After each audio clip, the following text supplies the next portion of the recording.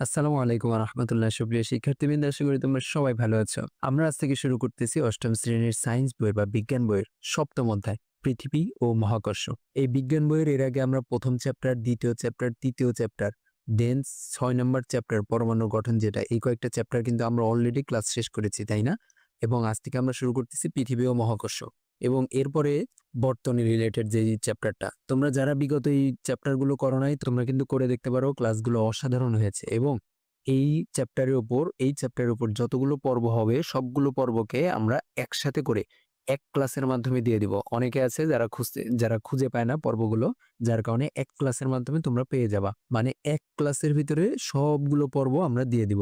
ঠিক আছে, তোমাদের চিন্তা করার কোনো প্রয়োজন নেই। তো চলো আমরা আজকে আমাদের পড়াশোনা শুরু করি। আজকের পড়াটা অনেক ইন্টারেস্টিং একটা পড়া, ইন্টারেস্টিং একটা চ্যাপ্টারের নাম কি? পৃথিবী ও মহাকর্ষ। আচ্ছা, তোমরা হয়তো বা লেখাগুলি একটু ভাঙ্গা ভাঙ্গা দেখতে পাচ্ছ, তেমন একটু ভাঙ্গা ভাঙ্গা দেখা যাচ্ছে না।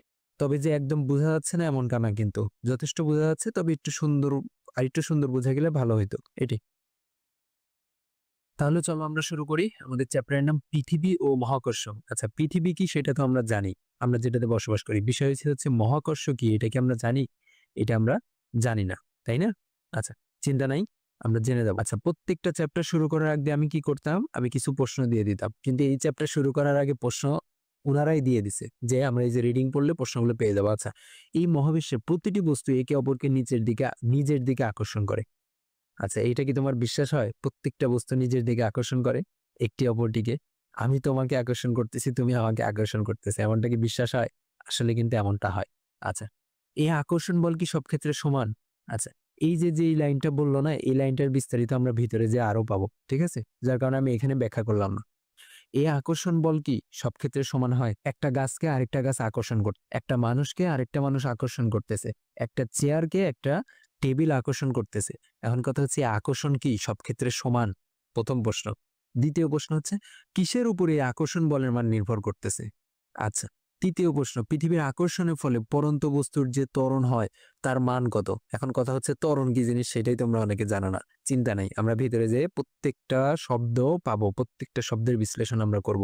আচ্ছা, এই অধ্যায়ে আমরা মহাকর্ষ, অভিকর্ষ, ত্বরণ, ভর ও ওজন নিয়ে আলোচনা করব। আচ্ছা, চলো তাহলে আমরা নিচের দিকে যাই। এইটা কি? প্রথম কথা হচ্ছে, আমি কিছু জিনিস দেখা দিই। এটা তো পৃথিবী, এটা দেখতেই পাচ্ছ। এটা চাঁদ, এটা দেখতেই পাচ্ছ। এটা হচ্ছে স্প্রিং নিক্তি। স্প্রিং নিক্তি এটার নাম, ঠিক আছে? স্প্রিং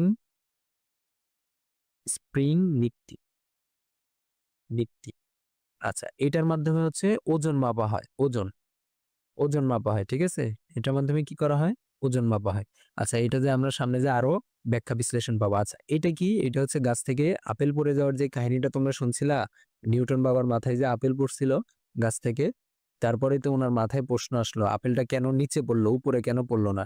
এটা হচ্ছে এর একটা উদাহরণ, একটা চিত্র দিয়ে রাখছে। ওকে, আচ্ছা, এবার আমরা যাই। ও সরি।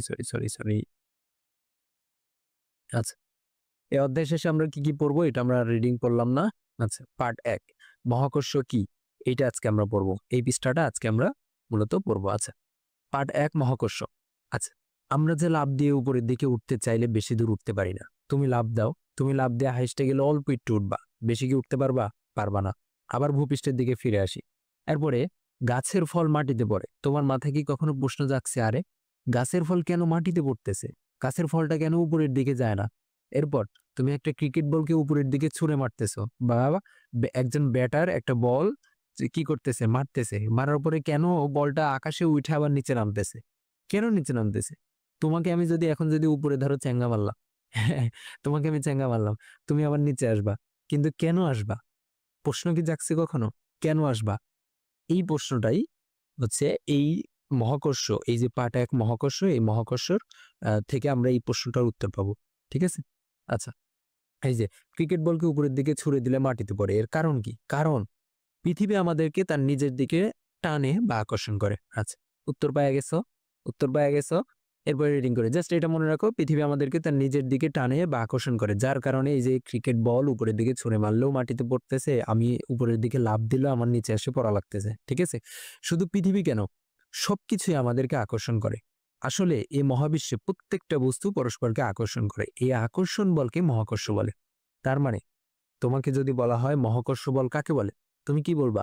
যে এই মহাবিশ্বে প্রত্যেকটি বস্তু পরস্পরকে আকর্ষণ করে।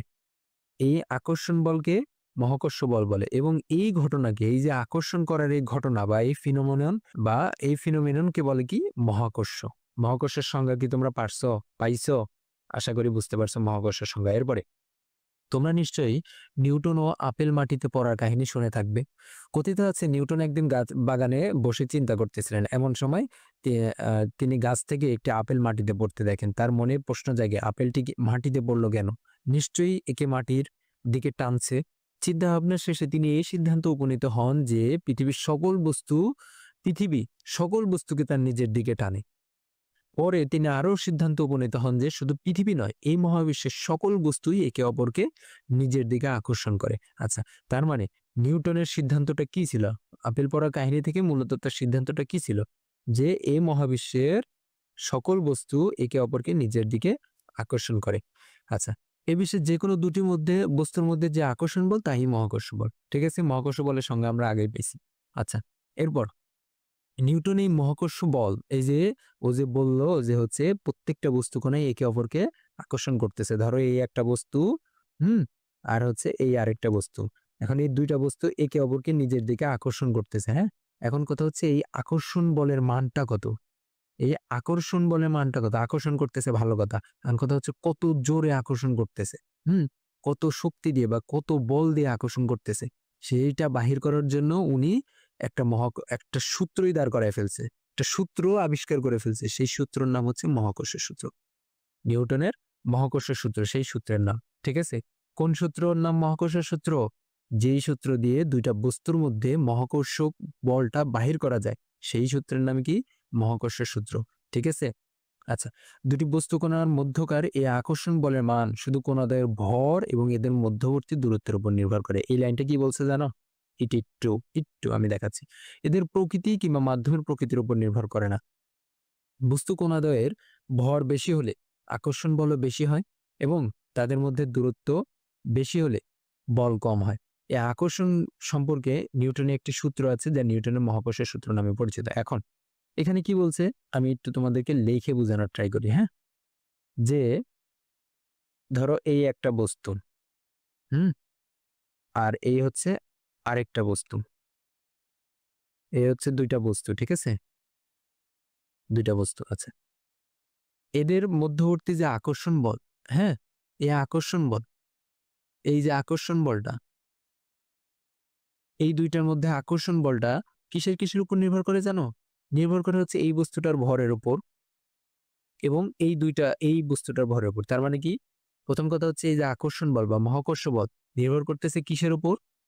যেই দুইটার আকর্ষণ বল আমরা বাহির করতেছি, যেই দুইটা বস্তুর আকর্ষণ বল আমরা বাহির করতেছি, সেই দুইটা বস্তুর ভরের উপর। কিসের উপর? সেই দুইটা বস্তুর ভরের উপর। এরপর আর কিসের উপর নির্ভর করে?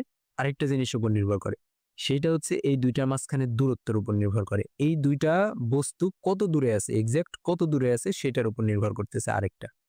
তার মানে দুইটা জিনিসের উপর এই মহাকর্ষ বল নির্ভর করে। কিসের উপর? প্রথমটা হচ্ছে বস্তু দুইটার ভরের উপর, দ্বিতীয়টা হচ্ছে তারা কত দূরে আছে পরস্পর থেকে, সেই দূরত্বের উপর। ঠিক আছে, এখন এই যে দেখো এখানে কিন্তু ওনারা কিন্তু তাই বলছে, আমি যেটা বললাম যে দুটি বস্তুর মধ্যকার এই আকর্ষণ বলের মান শুধু কণাদ্বয়ের ভর এবং এদের মধ্যবর্তী দূরত্বের উপর নির্ভর করে। এদের প্রকৃতি বা এদের কিংবা মাধ্যমের প্রকৃতির উপর নির্ভর করে না। এই কথাটার অর্থ কি জানো? প্রকৃতি বা মাধ্যমের প্রকৃতির উপর নির্ভর করে না। এই কথাটার অর্থ হচ্ছে ধরো তুমি একটা মানুষ, হ্যাঁ, তুমি একটা মানুষ আর আমি একটা মানুষ। ধরো তুমি বাজারে আছো, হুম ধরো তুমি বাজারে আছো আর আমি বাসায় আছি। এখন তোমার আর আমার মধ্যে তো আকর্ষণ আছে, তাই না? আবার যদি বলি ধরো তুমি বাজারে আছো, আমি বাসায় আছি। এখন তোমার আর আমার মাঝে তো আকর্ষণ আছে, তাই না? এখন তোমার আর আমার মাঝে, যেহেতু তুমি বাজারে গেছো, তার মানে এর ভিতরে আরো কত কিছু আছে, গাছপালা আছে, তাই না? যতদূর মাঝখানে হচ্ছে তোমার আর আমার মাঝখানে কি গাছপালা থাকতে পারে, কোনো বিল্ডিং থাকতে পারে, এরপর কি আরো অনেক কিছু থাকতে পারে, তাই না? এখন কথা হচ্ছে এই যে আকর্ষণ বলটা, এই আকর্ষণ বলটা কি এই গাছপালা এগুলা সবকিছুকে ভেদ করে কি আমার আর তোমার মাঝখানে আকর্ষণ, নাকি এই গাছটাকে সে এইভাবে ওভারটেক করলো, বিল্ডিংটাকে এইভাবে ওভারটেক করে